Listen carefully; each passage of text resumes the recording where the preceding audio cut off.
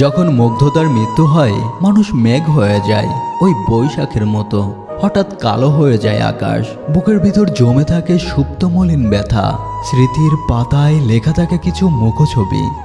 তোমার আর্তনাদ, আত্মচিৎকার অনেকের কাছে শব্দ দূষণ মাত্র। এসব কিছুকে নাকি দুঃখ বলে। আমি বলি দুঃখ বলে কিছু নেই, যে চলে যাওয়ার সে তো চলে গেছে, তবে কিছুই থেমে থাকে না, কারোর জন্যই তো না। কত কত পরিবর্তন, যত দেখি তত বুকটা হাহাকার করে ওঠে, মন চাই বেরিয়ে আসি, তবু কিছু কিছু সম্পর্ক থেকে আর বেরিয়ে আসা সম্ভব হয় না।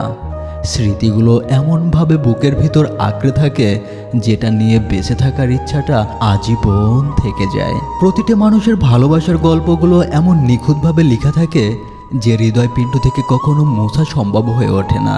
যত ভালোবাসায় পাও না কেন, সেই পুরোনো দিনের কথাগুলো আর কখনো ভুলে থাকা যায় না, কখনো ভুলে যাওয়া যায় না।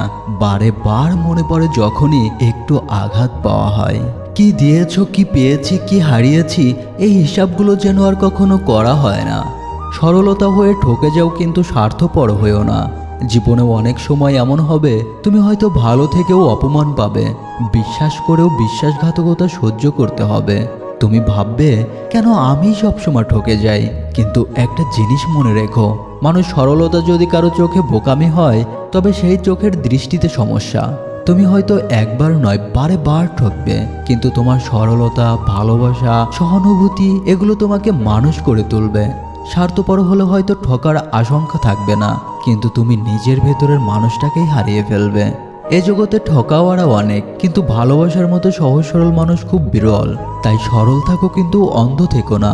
ঠকে গিয়ে শিক্ষা নাও, তবু স্বার্থপর হয়ে কারোর কষ্টের কারণ হইও না।